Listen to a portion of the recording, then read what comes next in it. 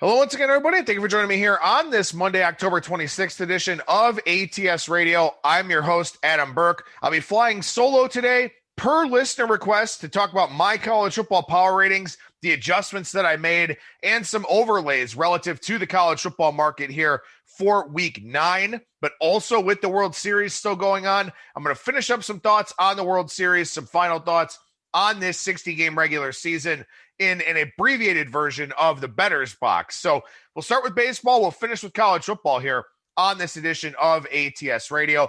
And of course, we'll be on the next 4 days here. Brian Blessing on Tuesday, Kyle Hunter Wednesday, Brad Powers Thursday, Circa picks for week 8 in the NFL coming up here on Friday. Like I mentioned, a new Monday show here to talk about power ratings overlays, some box score notes, mix in some MLB here today. Again, that was by listener request. We had a lot of people reach out to us on Twitter, and you can follow me on Twitter at Skating Tripod, saying, I liked the Monday show. It was nice to set up the week. Good to kind of recap what happened over the weekend. So still have to keep Kyle Hunter on Wednesdays. He needs to be able to play those totals as they release out there in a lot of places around the market on Mondays. So I'll fly solo with a show. Usually the show will be quicker than today's is going to be because today, talking a little bit of Major League Baseball as well, but probably looking at about 20 minutes or so, taking a look at my power ratings adjustments, my overlays relative to the market, some box score notes from what happened over the weekend, stuff like that. And then on Wednesday, that'll set us up to focus on some of the regression stats and just break down some more games with Kyle as we don't have to talk as much about power ratings and all of those types of things. Over at ATS.io, my updated college football power ratings for week 9 have been posted. If you read those on Sunday evening, my apologies, but I missed that Wyoming quarterback Sean Chambers broke his leg over the weekend. Kyle Hunter mentioning that to me late last night, and I got the message here this morning. So did have to make an adjustment to Wyoming's power rating, did update that over at ATS.io. So if you read the article on Sunday night, you missed that update. That's in the Monday morning piece over there. Also, we'll be doing the opening line reports for college football and the NFL right when I finish editing and uploading this recording. And over at ATS.io, we talk about the top sportsbook promotions. We cover the Circa Sports Million and the Super Contest. 3 and 2 for both of our entries in the Circa over the weekend. Cody Parkey will not be getting a Christmas card from me, as that kept me from a 4-1 with him shanking that extra point after the Browns took the lead. So should have went 4-1, went 3-2. It is what it is. But we cover the Circa and the Super Contest over at ATS.io. And throughout the week, my colleagues putting together lots of picks and predictions. Alan Moody, Vincent Senek, Admir Algic, lots of stuff going on over there with some picks and predictions from different sports betting markets around the world. We cover industry news. There are a few states that have sports betting on the ballot for the general election next Tuesday. So we'll be keeping an eye on those. Louisiana, Maryland, and Nebraska are the 3 that I know of, and we'll keep digging to see if there's anything else going on out there. But we cover stuff like that too over at ATS.io. We really do cover everything. So we encourage you to head on over there and check out all the work that we have. Last quick note here. Eli from You Better You Bet asked if I want to be on the show again here tonight. So we'll be talking some World Series, probably a little bit of college football, maybe some NFL tonight on You Better You Bet at 7 p.m. Eastern time. I'll share that link when it gets posted to social media out there. But still a very busy time of the year. We're about a month away from the start of college basketball. Fingers crossed for that.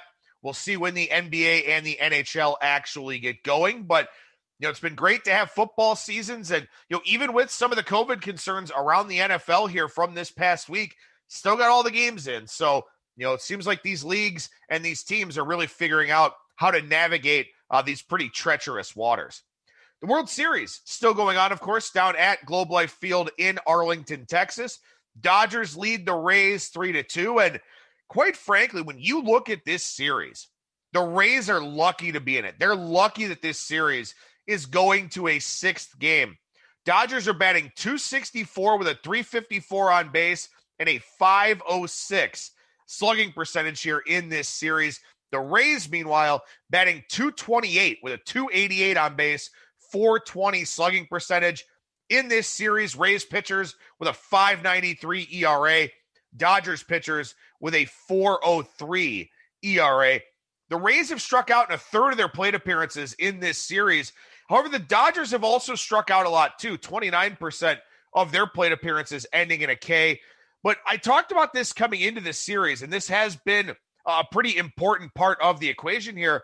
The Dodgers have a 13.2% walk rate in this series. Now, in the regular season, they were about a middle-of-the-pack team, but in the playoffs coming into this series, they were at 12.4%. They've actually gone up in the World Series here with a mark of 13.2%. The Rays, their walk rate only 8.6%. So the Dodgers here with almost a 70-point advantage in on-base percentage. They've had more success, a lot more success on batted balls. And also, too, the Dodgers have 18 two-out runs in this series. The Rays only have 8. So that's been a big part of the equation, too. And maybe that speaks to the higher strikeout percentage for the Rays, although it's not that much higher. But, I talked about this, I think on my You Better You Bet segment, I talked about it here on the Bettor's Box last week, is that when you talk about playoff series like this, oftentimes it comes down to sequencing. It comes down to if a team gets that two-out hit and if a team doesn't. And this is just how it goes in the playoffs, in these small sample sizes, in these higher variance environments. It really comes down to timing. A lot of times it comes down to timing. And the Dodgers, with more hits, with more base runners, with more walks, they've gotten those two-out hits, those two-out runs, and the Rays have struggled a little bit to do that. So that's why we're kind of in the spot that we're in right now. And as I said, if you compare these two teams side by side, specifically on the offensive side, we probably should be done with this series already. We'll see if it ends in Game 6 or if the Rays, with Blake Snell on the bump, are able to force a Game 7. Both bullpens have been bad in this series. It has not been a great series for pitching. The Dodgers bullpen ERA 5.57. The Rays now down to a respectable 4.32 after 5 shutout innings yesterday, but it was much worse than that prior to Game 5.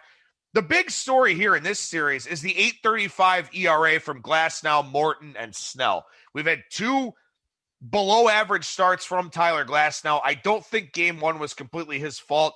I think Kevin Cash left him out there too long. Blake Snell was very good in Game 2. Charlie Morton was okay in Game 3. He wasn't good enough, but he was okay. Then Ryan Yarbrough getting the start there in Game 4. And the Dodgers starting pitchers with a 2.66 ERA now. So, again, that's a big key to this series here is that Glasnow has struggled twice. Morton wasn't overly sharp. Snell's really given the Rays their only high-quality start in this series, and he'll have to do it again here in Game 6 if the Rays want to survive. One other thing about this series that I probably didn't account for enough coming into it, and maybe it's just because we're kind of robotic now in terms of COVID-19 and either limited or no fan support. This has been a very pro-Dodgers crowd. Now, the Rays are, of course, used to it when they play the Yankees at home or some other teams. You've got a lot of transplants down in Florida, a lot of people that make the trip just because it's pretty cheap to fly to Florida. It's not like they're not used to this, but I do think that to a degree, it has helped the Dodgers a little bit. And something else that I don't think I accounted for properly coming into the series is that the Dodgers had been playing at Globe Life Field already. It was a brand new ballpark, for this Tampa Bay team because they didn't play the Rangers during the regular season like they would have in a traditional year. So again, sight lines and just kind of the feel for the mound, the feel for the ballpark in general, stuff like that. And the Rays did talk about that a little bit earlier in the series, saying, it's not an excuse, but it is kind of different. The sight lines on fly balls get a little bit different, in particular, without fans in the stands and stuff like that. So I do think that there are some more intangible things that have benefited the Dodgers here in this series so far. But again, like I said, just offensively, they've been much better than Tampa Bay has been to this point. I will say that the Monday off day here is absolutely huge for the Dodgers because now Dustin May gets a day off. Now Julio Urias is available in Game 6. Blake Treinen had worked 3 straight days with Kenley Jansen working 2 of those, but he's been virtually unusable here in this series and throughout the playoffs. So Treinen needed a day off. Urias now can come back in game 6 and be pretty well rested. You can go back to Dustin May if you want to. Although Dustin May, he pitched a good inning in 2/3 yesterday, but he's kind of been gassed a little bit here in this short sample size of the playoffs and this 60-game season. So I don't know how much they want to rely on him, but getting Urias and Treinen a day of rest is, I think, really significant, really substantial here for the Dodgers, and you'll get Walker Buehler in game 7 if there is one. And Clayton Kershaw now with the day off would be available in relief on Wednesday as well, if necessary. So I think the day off really benefits the Dodgers here. Now for Tampa Bay, it'll be Blake Snell in game 6. And Blake Snell, the first time through the order against the Dodgers in game 2, the Dodgers were 0 for 7 with 5 strikeouts and 2 walks. He started the second time through with an 0 for 7 with 4 strikeouts, then a walk and a 2-run homer. The third time through, walk, single, and Blake Snell then got pulled for Nick Anderson. So the Dodgers struggled mightily in their first look at Blake Snell.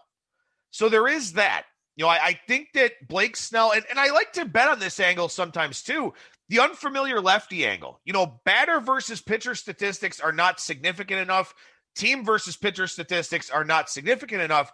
But I think there's something to be said about seeing a left-handed arm slot that you typically don't see. And the Dodgers almost never see Blake Snell.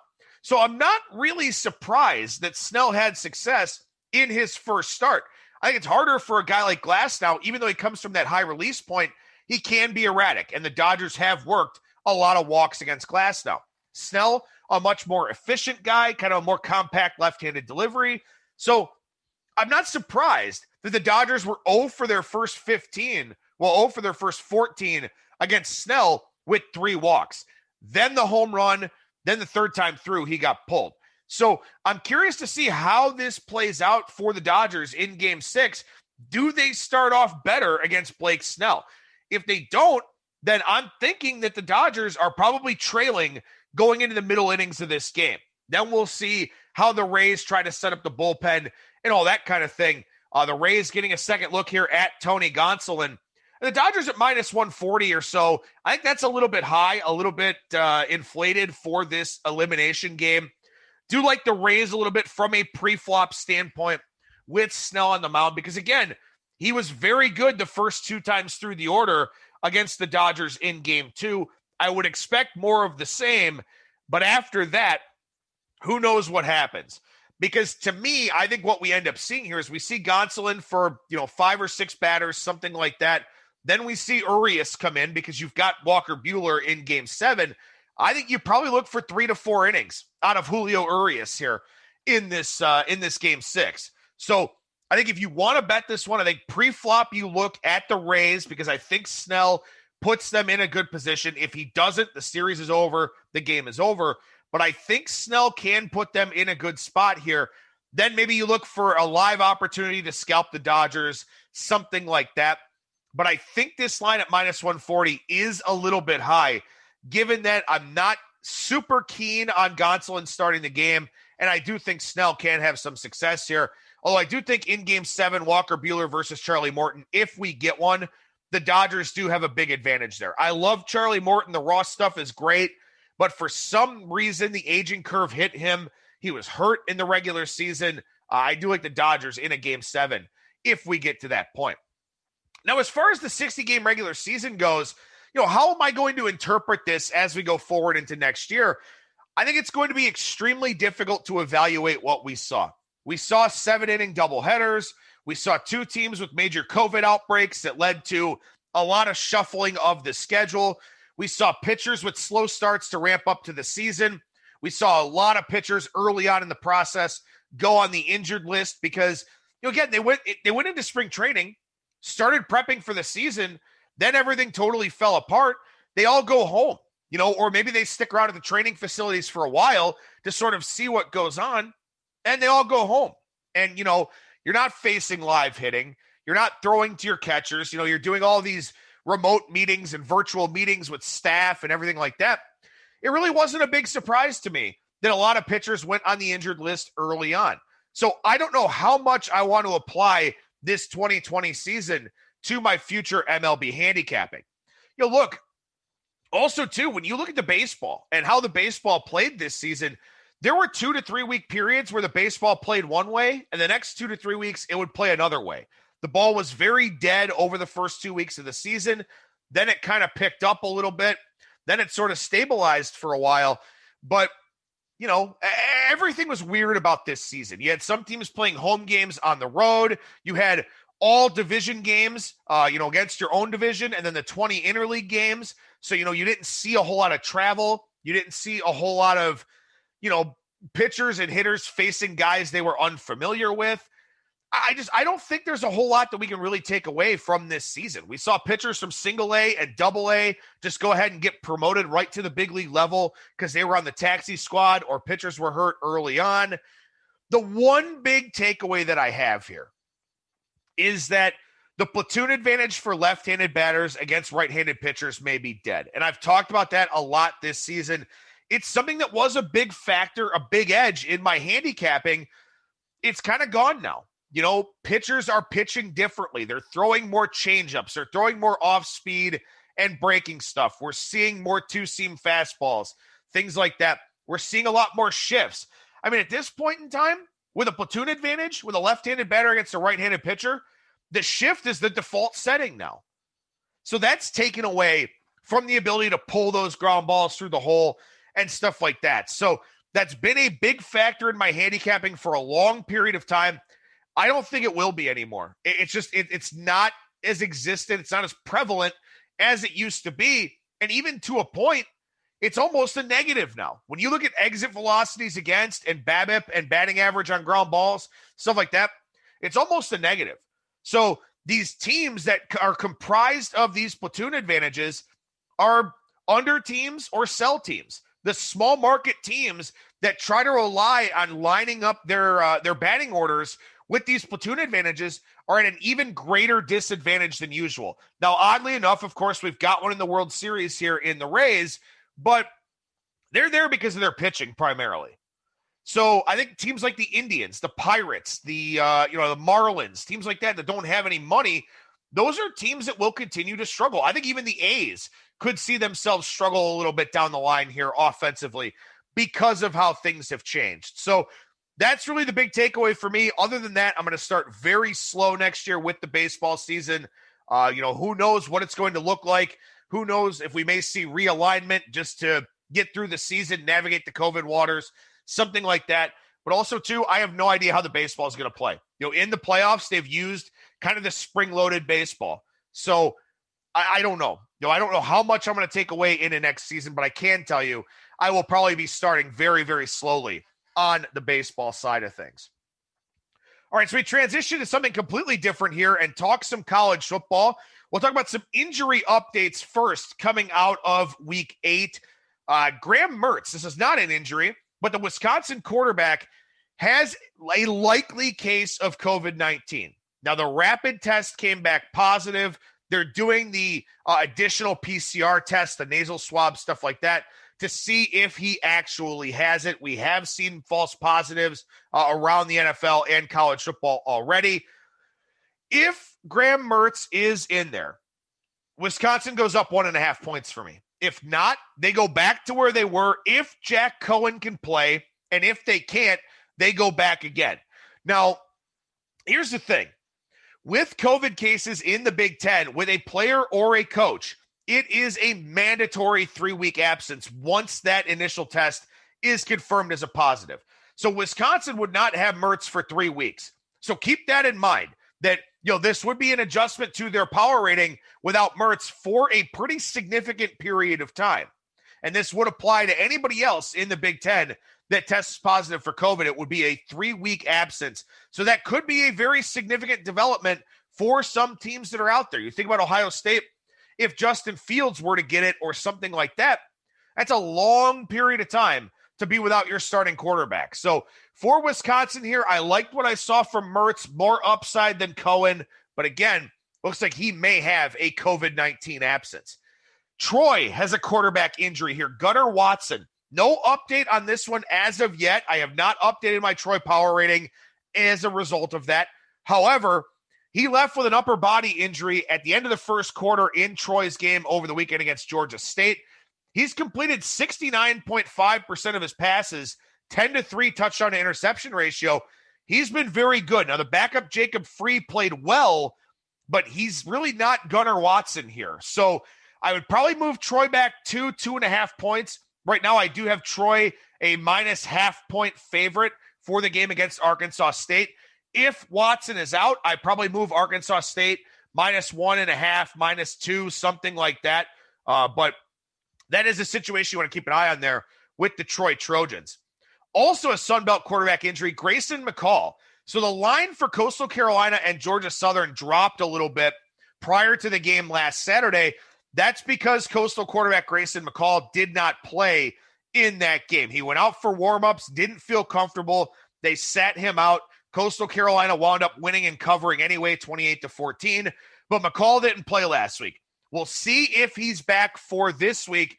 But obviously the market believes that he's worth at least a few points to the number. I agree with that. I did adjust Coastal Carolina down a little bit in my power ratings. I thought I was off from the market a little bit, then noticed that Grayson McCall didn't play. So still a slight adjustment to Coastal Carolina, but that's a big reason why that line moved with Grayson McCall not starting for Coastal Carolina last week. Huge injury for Alabama. Now, I didn't adjust my power rating as a result of this, and maybe I should have, but Jalen Waddle done for the year for Alabama. Jalen Waddle, probably a first-round pick at wide receiver. He fractured his ankle on the opening kick return against Tennessee. I don't know why your star wide receivers got to run kicks back when you're Alabama and you got 5 stars just chilling on the sideline. But in any event, Waddle now out for the year for Alabama. So that's a massive, massive loss for them offensively. May not really show up because they're so much better than everybody else in the SEC this year, Georgia included, as we've already seen. But once they get to the college football playoff, that could be a little bit of a problematic thing for them. Chris Olave, the wide receiver for Ohio State, out with a head injury, missed the second half. Now, Ohio State was up big, so it could have just been a precautionary measure, but he could also be in concussion protocol as Ohio State gets ready to take on Penn State this week. Buckeyes a 13-point favorite. That's right on my number for that game. Injury information can be very hard to find in college football. I missed one with Sean Chambers, as I talked about at the top of the show. So you got to do some digging. I try to get my power ratings out quickly, and sometimes injury information kind of leaks out after that, or it's something that I missed. So I'm going to try and keep a better handle on that as we go forward here. But those are some of the injuries that we're watching here in college football for week 9. Bumps up in my power ratings of at least 2 points. Marshall and Hawaii up 2.5. Louisiana, Wake Forest, Georgia Southern, Georgia State, Missouri, UTEP, Liberty, Nevada, San Diego State, all up 2 points. So no bumps of 3 or more points this week for me in my power ratings. I do have some pretty big discrepancies against the market this week, though. So maybe I should have been a little bit more aggressive in terms of some of the moves that I did make. But, again, I'm trying not to overreact here, especially with our first data points for the Big Ten and the Mountain West. Significant drops here in my power ratings for this week. As I mentioned, Wyoming down 5.5, 2.5 for being higher than the market, and then 3 more for the Sean Chambers injury, as Wyoming's offense last year without Chambers really was a lot different. And I think that the reason why they went with Chambers over Levi Williams is that they felt like Chambers gave them the best chance offensively. Now he's done for the year with a fractured fibula. So I move Wyoming down 5.5 points here. And based on my line against Hawaii, and I'll talk about my overlays here in a couple of minutes, based on my line against Hawaii, I have not moved Wyoming down enough or not moved Hawaii up enough. One of the two here for this weekend. Sparty, Michigan State, and FIU down 3.5 points here in my power ratings. I'll talk about both of those games when I get to some box score notes in a few minutes' time here. Virginia Tech down 3 points for me. I've just consistently been higher than the market on Virginia Tech. I really like this team coming into the season, and they've been pretty disappointing here to this point in the year. So I finally made a pretty significant adjustment to the Hokies, and who knows, I may have to make another one here as we go forward. Pitt, Tulane, Maryland, and Kansas all down 2.5 points for me this week. Florida State, Tennessee, Navy, and Texas down 2 points for me as well.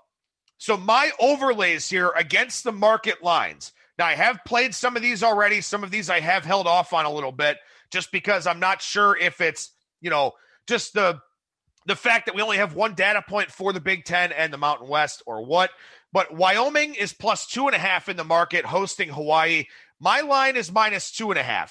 Now, again, Wyoming, Laramie is the highest elevation in college football. Hawaii, back-to-back games in the continental U.S. I've yet to see if they went home, but I presume that with COVID-19, they probably did go back home. So they'll have to go back home, then fly back here to the mainland to take on Wyoming this week. So that line has come down. I think I saw some 2s in the market just before I started recording. So that's one where I've got an overlay here with Wyoming and Hawaii. And it's not a substantial overlay through key numbers or anything like that. Just a wrong team favored spot based on my lines here. Michigan State's plus 25 in the market. I have it plus 21 against Michigan. I think there's a little bit of an overreaction there. I'll talk about that more in a couple of minutes here. North Carolina is a 7-point favorite on the road at Virginia. My line is 12, so I do have North Carolina with a little bit of an overlay there against Virginia. Indiana is minus 12 at Rutgers. My line is 18 in that game, so a big 6-point overlay there in that one. And I did talk about it with Brad Powers last week, and I didn't make any adjustments to my home field advantage calculations, but he thought what I was doing with the standard 1 point, 1.5 up to 2.5 based on fans. He thought that was a little bit low. That could very well be low. I am seeing a lot of road games where I do have some overlays here this week on the road favorites. So maybe I'm not accounting for home field advantage enough, but still, I don't know if I want to make that big significant change here now that we're so deep into the season. Maybe I just want to keep it in mind as I handicap these games. This is one that is a significant overlay for me here. Memphis. Memphis is plus 6.5 or 7 at Cincinnati. I have Memphis favored by 0.5 point here in this game. Now, the last 2 weeks, nobody's wanted any part of Cincinnati. The game against Tulsa, the line came down from 4.5 to 3. The line against SMU was a flipped favorite role throughout most of the week, where Cincinnati was minus 2.5, got to plus 2.5 on the other side, and then we saw some game day money on Cincinnati. The market wanted no part of Cincinnati. I was higher than the market on Cincinnati. They blow out SMU, and now they're laying a touchdown against Memphis. That line's too high to me. And again, I've got Memphis favored by 0.5 point. That's a line I would expect to come down in the market here this week with some Memphis money coming in against Cincinnati. I triple checked Memphis to see if there was any sort of injury, if Brady White was hurt or something like that. I haven't seen it yet. So that's my biggest overlay of the week here, Memphis and Cincinnati. And I'm on the Memphis side in that one at the 7 that you can still find out there in the marketplace. New Mexico and San Jose State. The line in the market is New Mexico plus 9.5. I have it plus 4.5. New Mexico had their game canceled against Colorado State last week. San Jose State played and won, beating Air Force with a pretty impressive defensive showing from the Spartans there. Probably be on New Mexico in that game, but I'm going to try and wait and see if I can get a 10 for that one. UNLV's plus 11.5 in the market. I've got it 7.5 against Nevada. Again, I think there's a little bit of an overreaction there. Nevada played well against Wyoming and won in overtime. UNLV looked really, really bad in their game against San Diego State. A little bit of a week 8, I guess I could call it, overreaction here with UNLV and Nevada. But that's a 4-point overlay for me. Iowa's a 3-point favorite in the market against Northwestern. I have it 6.5. That's a game I have not played. Again, I think I'm a little bit too high on Iowa still, and I will make a significant adjustment next week if they wind up with another bad showing. Another big overlay here for me, and this is one that I really can't wrap my head around. Texas and Oklahoma State. Texas a 3-point dog in Stillwater. I have Texas a 3-point favorite going to Oklahoma State. So a big 6-point overlay there for me. Like it at +3, like it at +2.5. Do like Texas in that game there against Oklahoma State.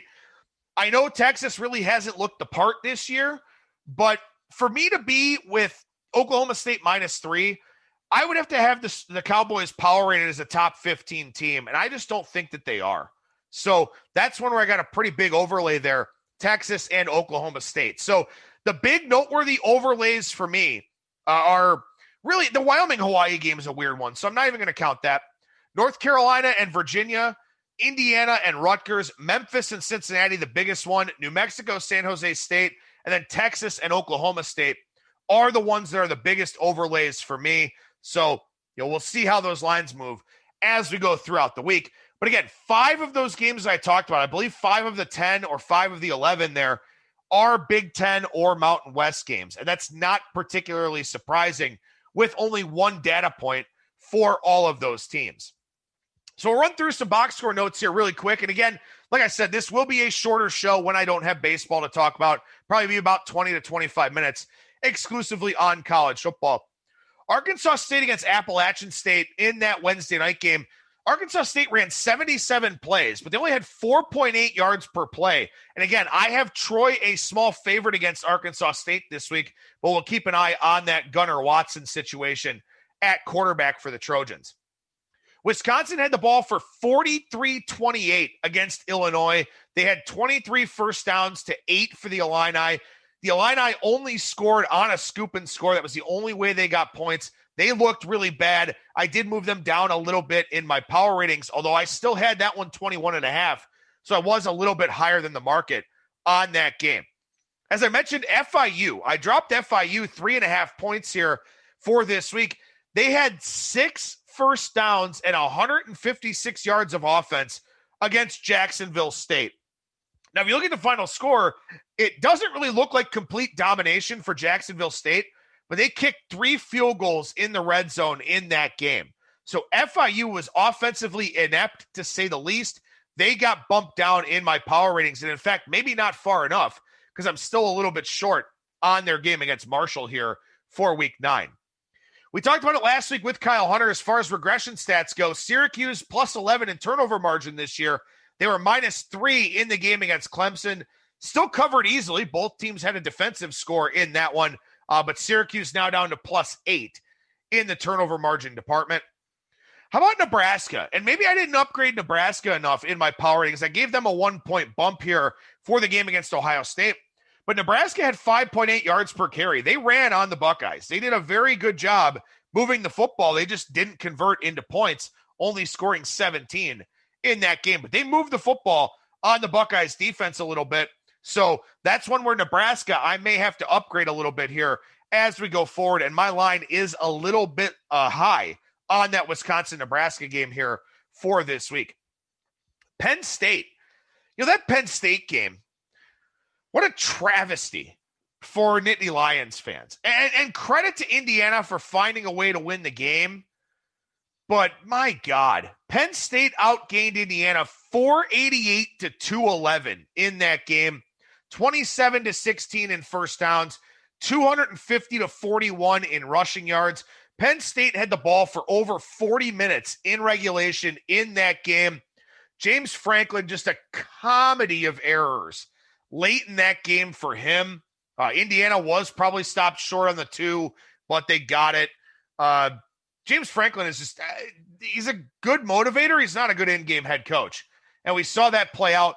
But Penn State here, again, be very careful to upgrade Indiana too much. And I didn't really move Indiana a whole lot coming out of that game one way or the other. And my line is still high here against Rutgers.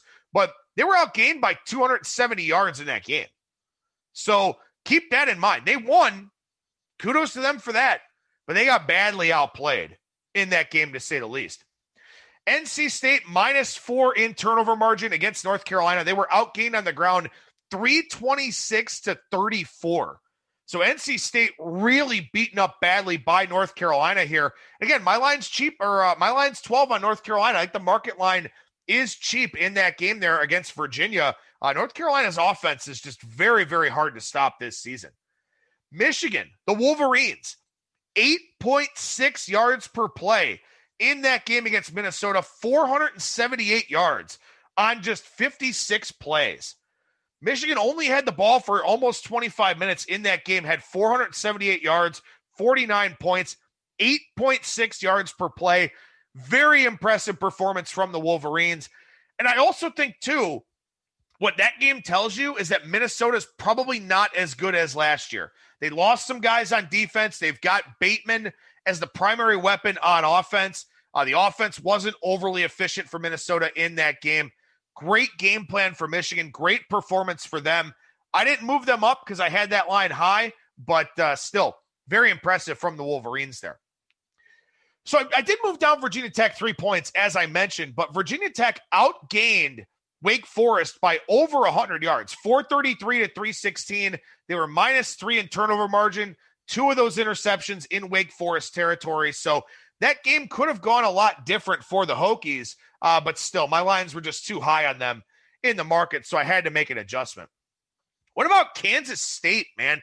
Kansas State special teams are a huge story. So they beat Kansas, what was it, 55 to 14? They only outgained Kansas by 61 yards.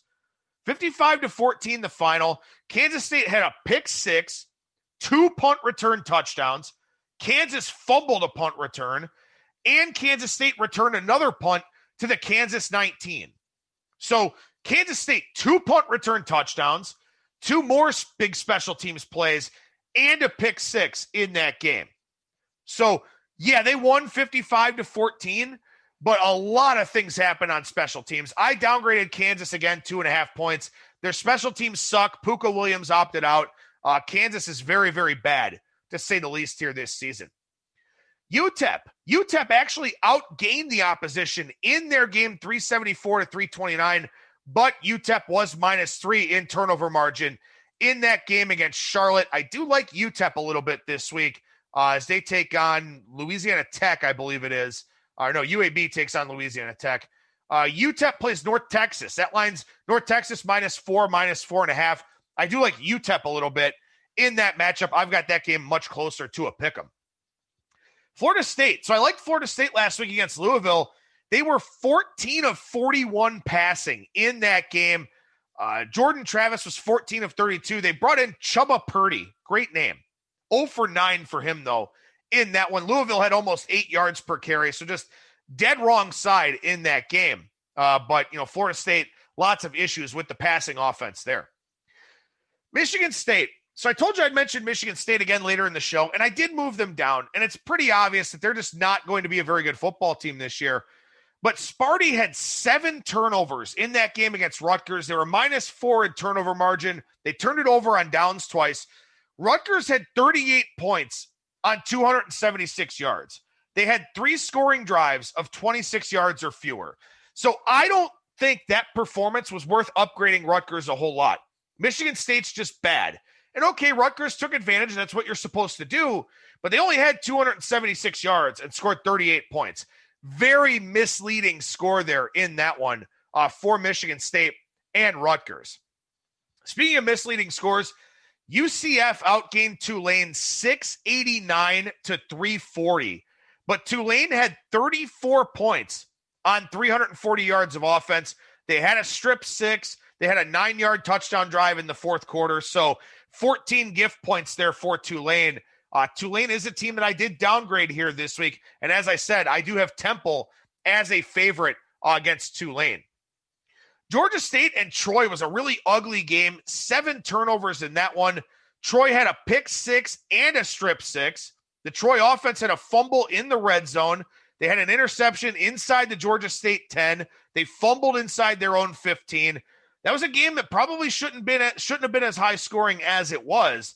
But a lot of turnovers playing a big role in that game there between Georgia State and Troy.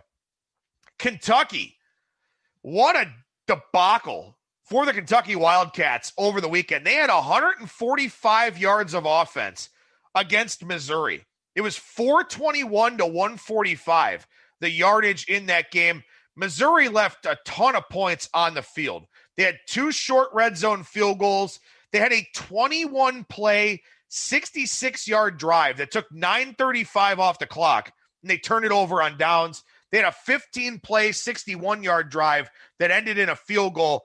So Missouri left a ton of points on the field. Kentucky was awful offensively, 47 passing yards for them. Missouri played a lot better than that final score would indicate. So I did bump Missouri a little bit and did drop down Kentucky some after that game. LSU with the blowout over South Carolina. They had a pick six. They had a kick return touchdown, but still just a deplorable defensive performance from South Carolina in that one. Utah State had 2.9 yards per play against Boise State. So Utah State inept offensively. They brought in Utah transfer Jason Shelley, as we talked about with Brad Powers last week. They had 92 passing yards on 27 attempts. So Utah State's offense, very bad. Boise State's defense up to the task. I did bump Boise State a little bit again here in my power ratings. Fresno State.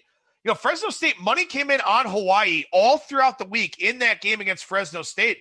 They had 409 yards, but only 19 points. They were -3 in turnover margin. Again, I do think money does hit the board on Wyoming here. It's already kind of started, but I think Wyoming, look, when you lose your starting quarterback 3 plays into the game, it's hard to come back from that. So I think Wyoming this week with a full week of practice for Levi Williams, I think they'll be in better shape here. I do like Wyoming a little bit, even though there is that quarterback injury situation. I think Hawaii getting propped up a little bit too much here in the early going. The Northwestern and Maryland game, Northwestern took Maryland to the woodshed, outgained them 537 to 207. Maryland -4 in turnovers. Maryland looks really, really bad at the outset here. Tua Tagovailoa's brother Talia did not look good at all. Tyrell Pigram was terrible. Maryland looked bad. I don't like Mike Locksley. Maryland, probably a team I'll be dropping here pretty far in my power ratings. UTSA, they only won by a point against Louisiana Tech, but they outgained the Bulldogs 385 to 247. La Tech had a pick six to make that game closer than it was. I still like UTSA. I really do. I think they're a solid team here, a solid improving team under Jeff Traylor. Finally, last one here, UNLV 2.91 yards per play in Marcus Arroyo's debut against San Diego State. So Utah State and UNLV, 2 abominable offensive performances here in their first games. And for UNLV, we see that line adjusted up to 11.5 against Nevada. That number's probably 7.5, 8 if Nevada doesn't beat Wyoming and if UNLV doesn't look that bad. So again, possible overreaction there, although UNLV could just be that bad. So like I said, on Mondays, I'll just be doing college football here going forward, talking about power ratings adjustments, overlays against the market numbers for me. You can read a lot of this stuff in my power ratings article over at ats.io. Again, I ran through a lot of information there, so you may need to listen back to this show twice. But those were all the box score notes, power ratings adjustments, and my overlays against the market lines for you here as we head into week 9. Coming up on Tuesday, we'll chat with Brian Blessing, the host of Sportsbook Radio and Vegas Hockey Hotline. We'll talk about week 8 in the NFL. I believe the Bermuda Championship is this week's PGA Tour event. Not a strong field. We're not that far away from the Masters. So we may touch on it, we may not, but we may end up talking about that golf tournament. But we will definitely talk about the NFL here for week 8. That'll do it for me. Thank you so much for listening, everybody, and I will talk to you again tomorrow.